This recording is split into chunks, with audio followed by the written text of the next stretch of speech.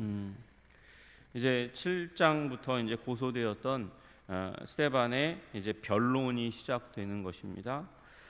변론이에요, 변론. 그러니까 지금 재판에 회부되었고 재판에서 잘못하면 큰 일을 당할 수 있다는 것을 스데반도 알고 그 일을 지켜보는 사람들이 모두 다 알고 있는 상황입니다.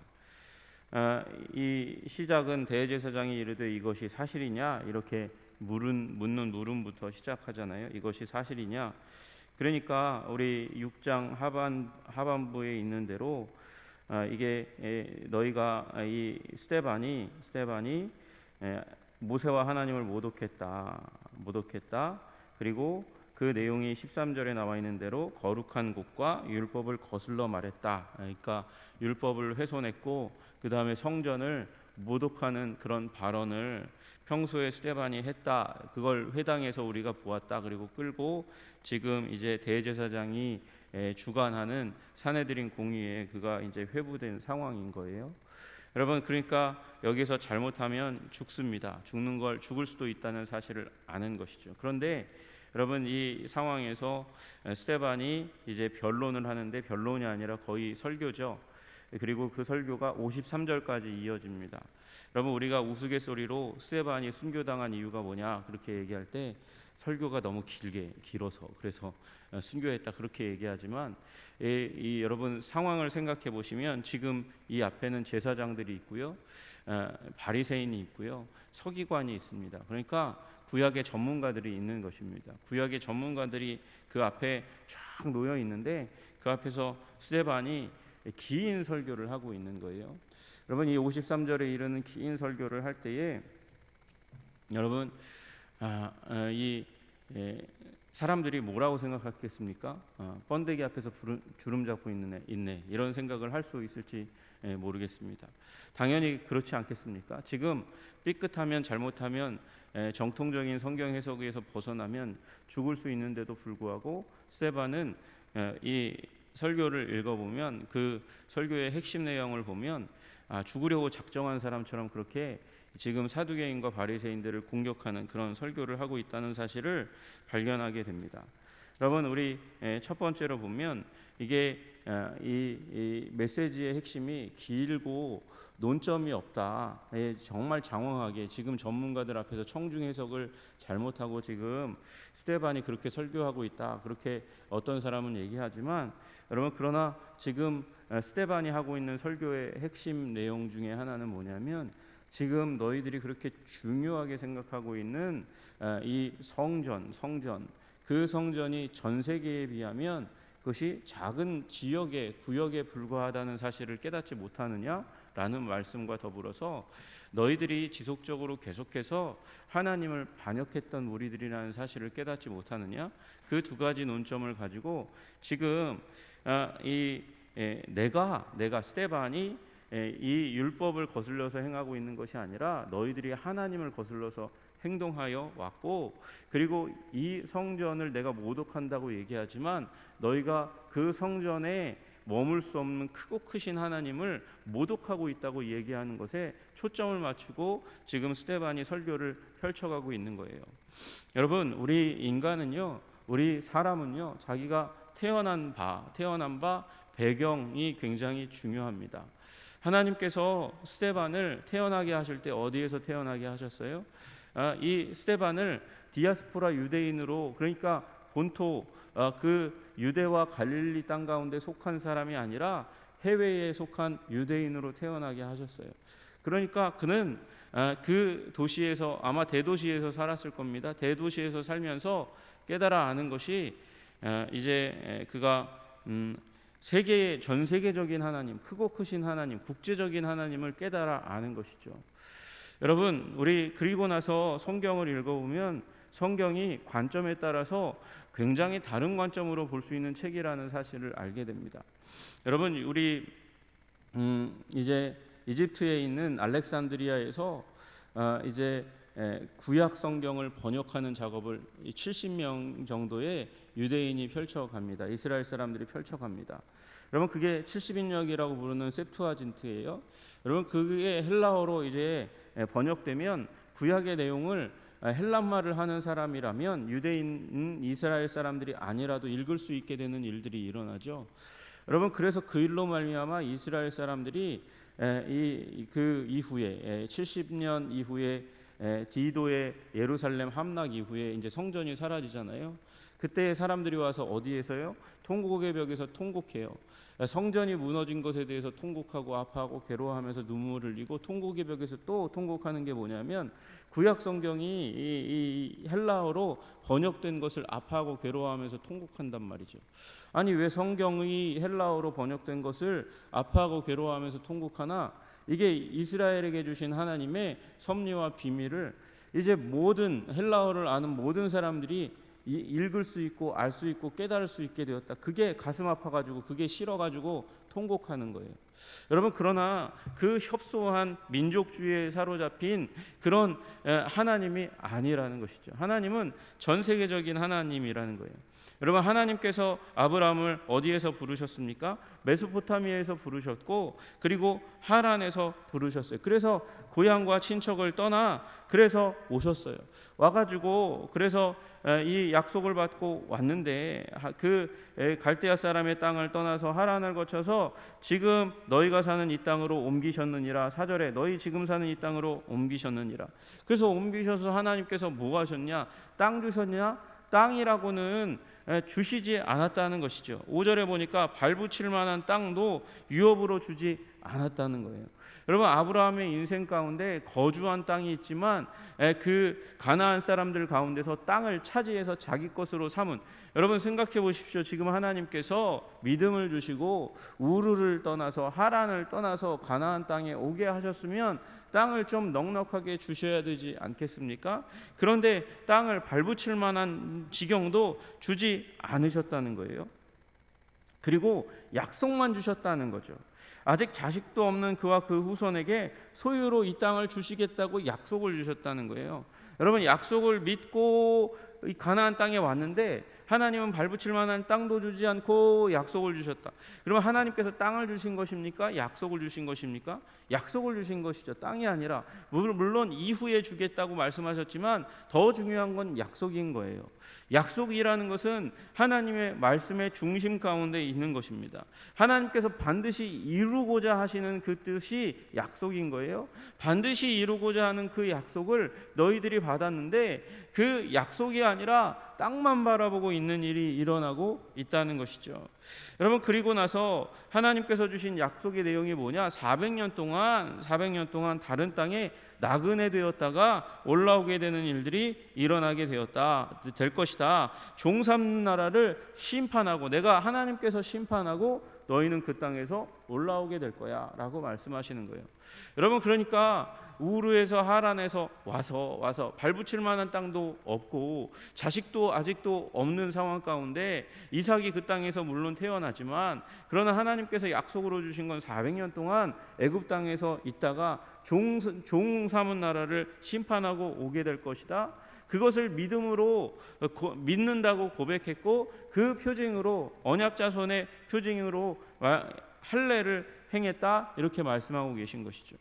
여러분, 그러니까 하나님은 국제적인 하나님이신 거예요. 그 당시에 이스라엘 사람들, 지금 유대 사람들, 그 사람들은 예루살렘만 중요하게 생각했고 예루살렘 중에서도 지금 성전 중심의 삶을 살아가지만, 우리 하나님은 어떤 사람인가? 국제적인 하나님이라는 거죠. 국제적인 하나님이시고 그 가운데서 하나님께서 약속을 주셨는데, 그 약속의 중심의 내용이 무엇입니까? 땅의 모든 족속이 너를 인하여 복을 얻을 것이니라 말씀하신 모든 민족의 하나님이라는 사실을 너희가 잊어버리고 지금 민족주의적인, 아주 편협하고 국수적인 그런 민족주의에 빠져있는 그런 민족이 되고야 말았다. 약속이 아니라 너희는 율법을 붙잡고 있다, 이 얘기를 하고 있는 것이죠. 또 하나 이제 넘어가 가지고 이상하게 아브라함 얘기에서 갑자기 뛰어넘어서 요셉의 얘기로 옵니다. 이삭과 야곱 그 스토리는 쓱 빼고요. 그 다음에 넘어가 가지고 요셉 얘기를 합니다. 9절에 여러 조상이 요셉을 시기하여 애굽에 팔았더니 하나님이 그와 함께 계셨다, 그렇게 얘기해요. 여러분, 9절이 이 요셉 이야기의 핵심 중에 핵심입니다. 여러분, 이 얘기는 뭐 하고 있는 거예요? 하나님께서 요셉을 세우셨는데 그 요셉을 형제들이 팔아버렸다, 이 얘기하고 있는 거잖아요. 여러분, 이 일은 어떻게 이 일이 일어날 수 있는가부터 시작하는 거죠. 여러분, 어떻게 요셉을 형제들이 그 형제를 종으로 팔아 버리려고 하고 죽이려고 할 수 있었겠는가? 여러분, 이것이 소위 하나님의 백성 이스라엘이라고 하는 이들의 죄성에 대해서 고발하고 있는 거예요. 여러분, 너희들은 어떤 사람들이냐면 하나님의 사람을, 하나님의 계획을 반대하고 하나님의 뜻을 언제나 시기하고 질투하며 미움으로 대하고 그 하나님께서 보내신 사람들, 특별한 사람들을 핍박하고 죽이려 했던 자들이라는 사실을 이야기하는 거예요. 여러분, 이 이후에도 이제 이야기하지만 이스라엘 백성에게 보내신 선지자 중에서 핍박받지 않은 선지자가 도대체 어디 있냐고 그런 지적을 하는 거예요. 여러분, 지금 그와 마찬가지로 너희들도, 사두개인과 바리새인 너희도 하나님에게 대적해서 예수 그리스도를 십자가에 못 박는 일을 했다. 그 반역이, 하나님께 저항하고 반역하고 불순종하는 것이 너희들의 영적인 DNA야 라는 것을 고발하기 위해서 먼저 요셉의 이야기를 꺼내고 있는 것이죠.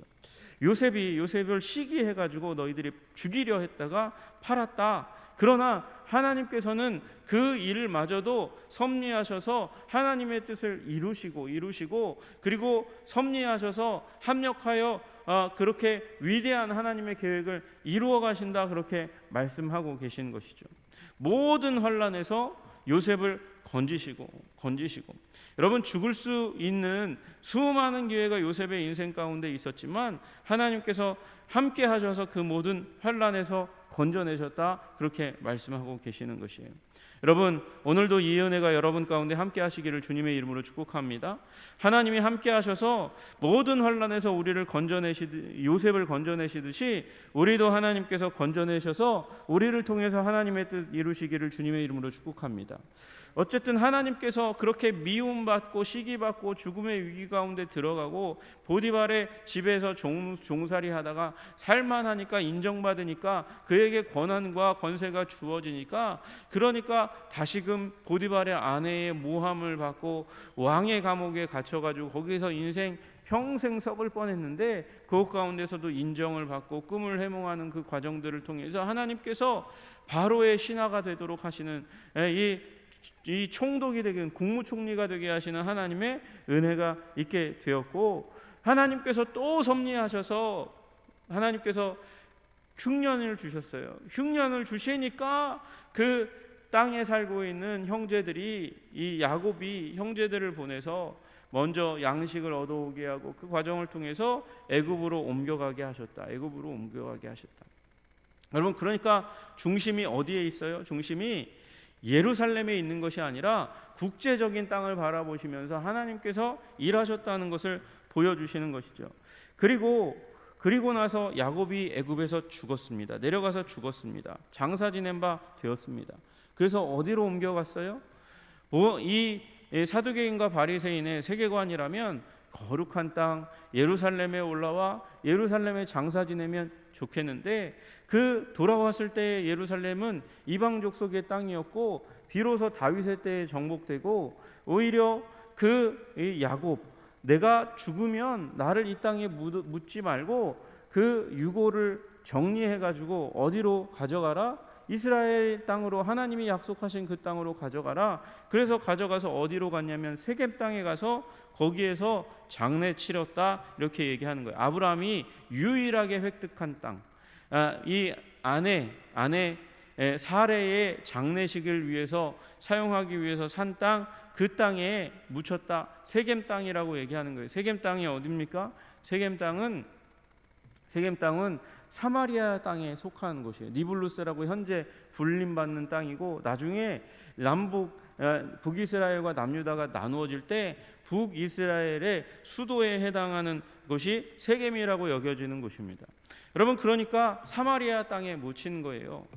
이 유대 땅도 아니고, 예루살렘은 고사하고 유대 땅도 아닌 저 이방에, 이제 앞으로 이방 사람들과 함께 통혼하여 이 이스라엘 사람들이 유대 사람들이 이방인보다 더 미워하는 사마리아 사람들이 거주하고 있는 땅 가운데 묻혔다는 것이죠.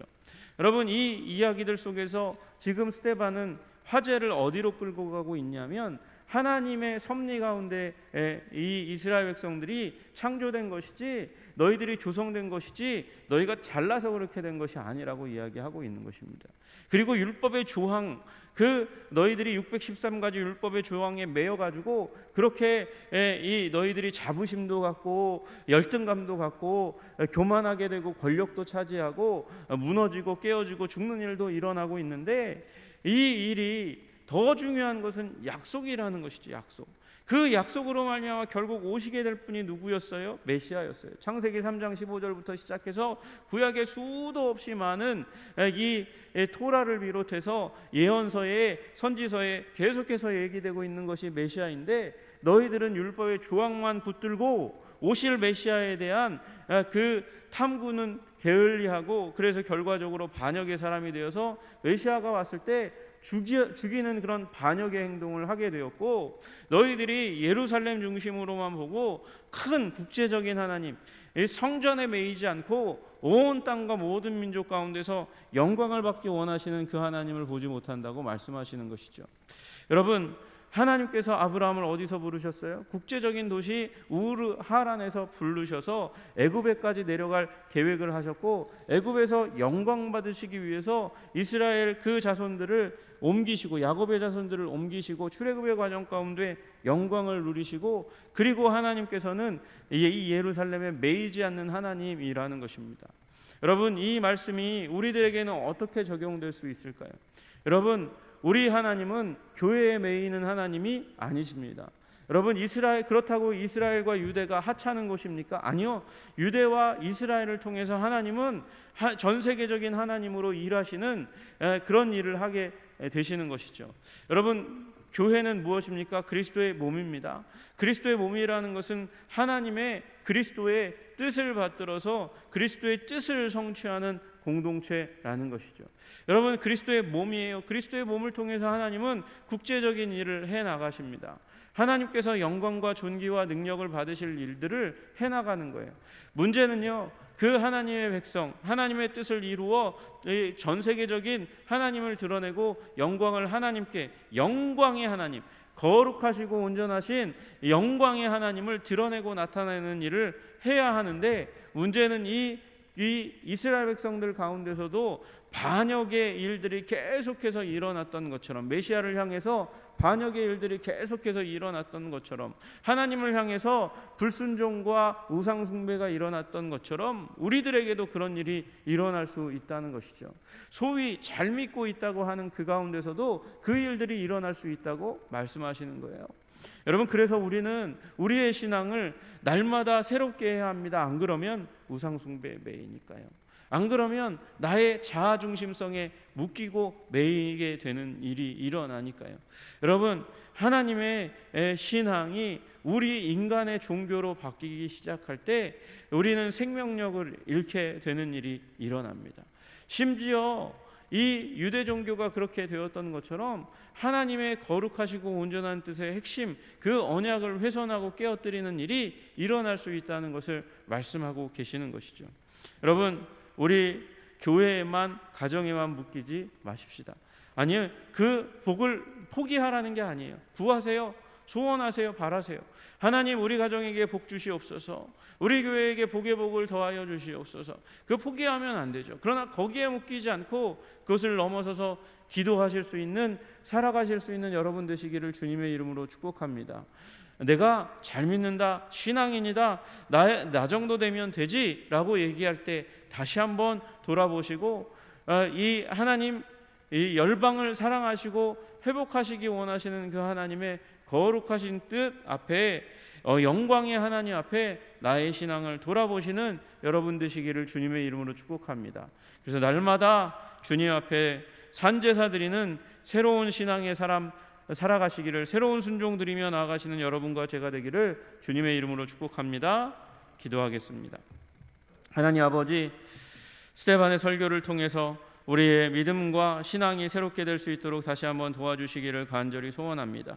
주님께서 우리를 순종의 사람 되시기 원하시며 우리의 안목과 관점에 매여 있는 자가 되기 원하시지 않는다는 사실을 깨달아 알게 하여 주셔서 성경을 통하여 아버지 큰 관점을 가지고 큰 언약을 믿으며 살아가는 자들이 될 수 있도록 주님 도와주시고 인도하여 주시옵소서. 주님께서 우리를 큰 사람 되게 하시는, 아버지 큰 품의 사람 되게 하시는 주님의 뜻을 받들어 아는 자들 되게 하시기를 간절히 소원하며 예수님 이름 받들어 기도드리옵나이다.